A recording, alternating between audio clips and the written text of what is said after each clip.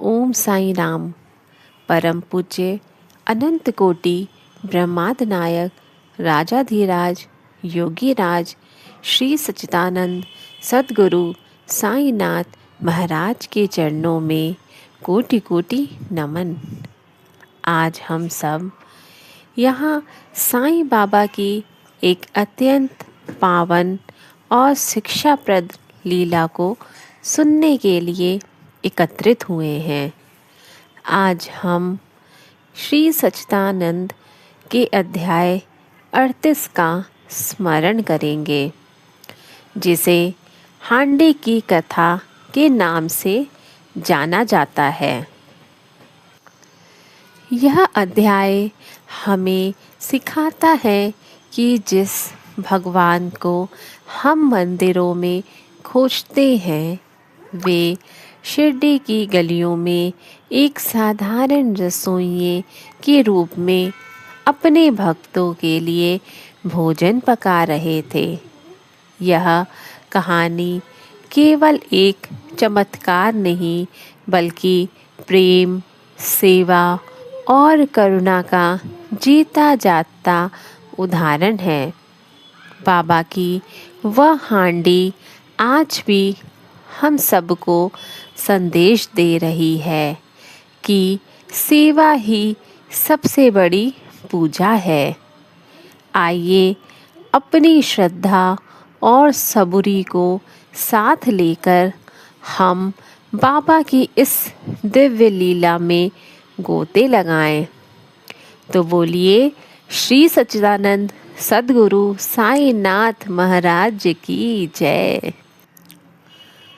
साईं बाबा की दिव्य लीलाओं में हांडी की कथा सबसे अधिक हृदय स्पर्शी है, जो श्री साईं सचरित्र के अध्याय 38 में वर्णित है।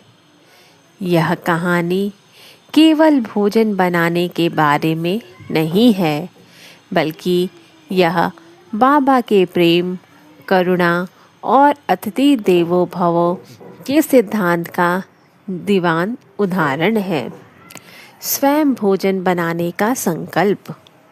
शिरडी में जब बाबा का मन होता है कि वे अपने हाथों से अपने बच्चों यानी भक्तों को भोजन खिलाएं, तो वे स्वयं हांडी चढ़ाते थे। वे किसी पर निर्भर नहीं रहते थे। वे स्वयं बाजार जाते, अनाज, आटा, मसाले और तेल का चुनाव करते और मोल भाव करके सामान खरीदते थे। बाबा का मानना था कि जो भोजन स्वयं के श्रम और शुद्ध भाव से बनाया जाता है, वह अमृत के समान होता है। 2 प्रकार की हांडियाँ। बाबा 2 तरह के बर्तन इस्तेमाल करते थे। छोटी हांडी, जो लगभग 50-100 लोगों के लिए होती थी। बड़ी हांडी, जो सैकड़ों लोगों के लिए भोजन बनाने के काम आती थी। वे अक्सर मीठा भात, चावल, शक्कर, घी और सूखे मेवे या पुलाव, दाल, चावल और मसालों का मिश्रण बनाते थे। बाबा मसालों को स्वयं ओखली में कूटते थे और यह सुनिश्चित करते थे कि स्वाद और शुद्धता में कोई कमी ना रहे। खौलती हांडी में बाबा का हाथ, एक चमत्कार। एक वृत्तांत का सबसे अद्भुत हिस्सा वह है जब भोजन पक रहा होता था, तब हांडी में सालन या चावल उबलने लगता तो बाबा उसे चलाने के लिए किसी चम्मच या करछी का प्रयोग नहीं करते थे। वे अपनी कफनी की आस्तीन ऊपर चढ़ाते और अपने नग्न हाथ सीधा खौलते हुए गर्म भोजन में डाल देते थे। वे अपने हाथ से भोजन को मिलाते और चेक करते थे कि चावल पक गया है या नहीं। उनके हाथ ना कभी जलते थे और ना ही उन पर लालिमा आती थी। इसे देखकर भक्त दंग रह जाते थे, लेकिन बाबा के चेहरे पर केवल शांति और प्रेम की मुस्कान होती थी। मस्जिद में वितरण। भजन पकने के बाद बाबा उसे द्वारिका माई मस्जिद में लाते थे। वहाँ पहले मौलवी द्वारा फातिहा पढ़ी जाती थी और फिर बाबा उसे प्रसाद के रूप में बांटना शुरू करते थे। भेदभाव का अंत।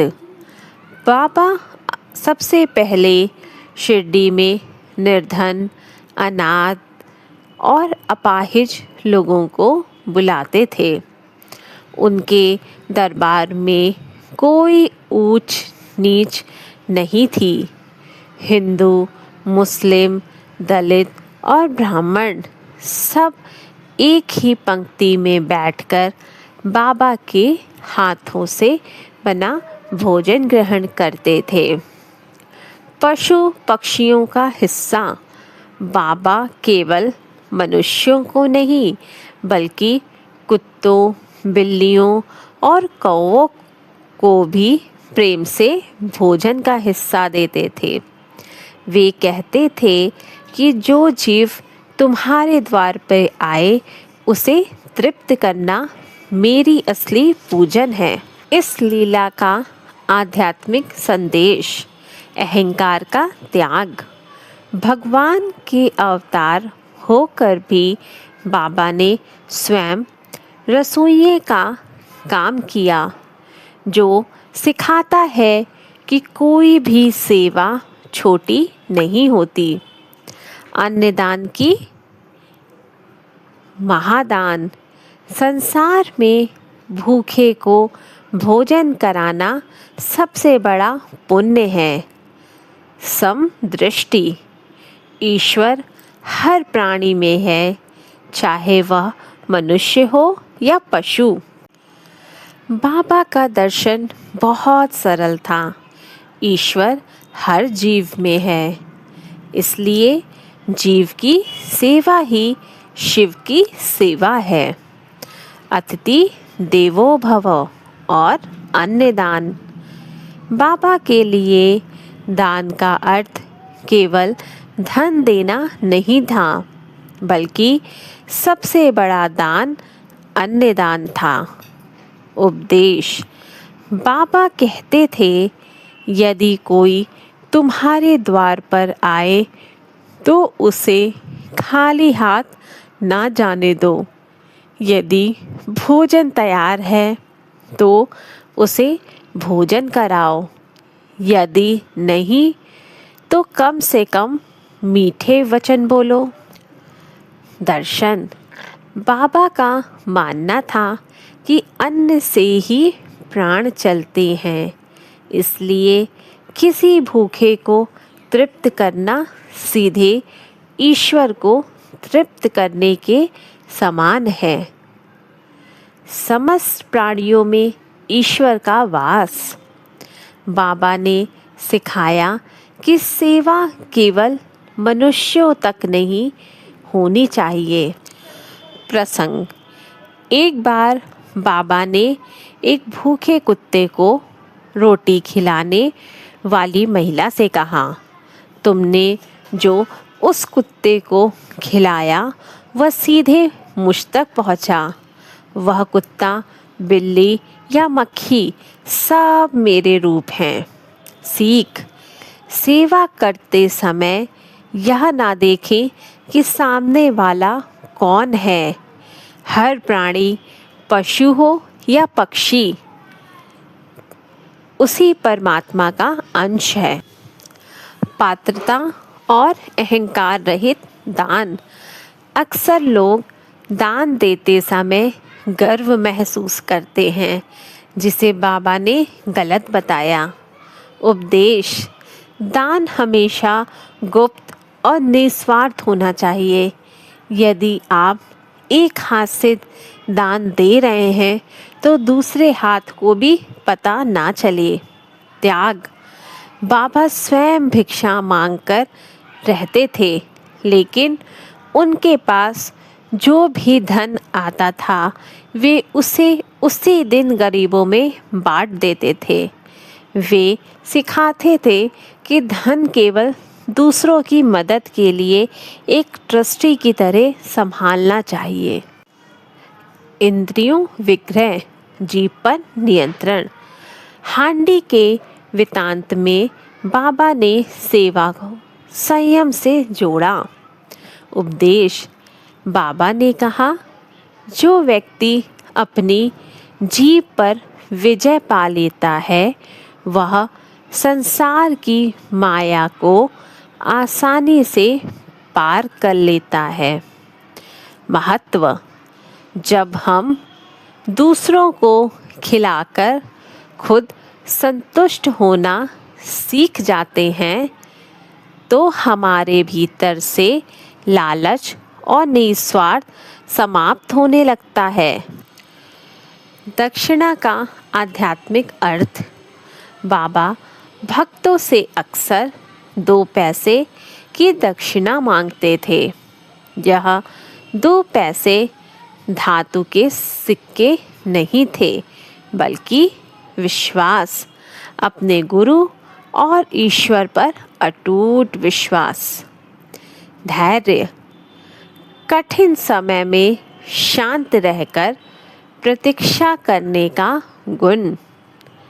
सीख: सच्ची सेवा वही है जिसमें धैर्य और अटूट विश्वास शामिल हो।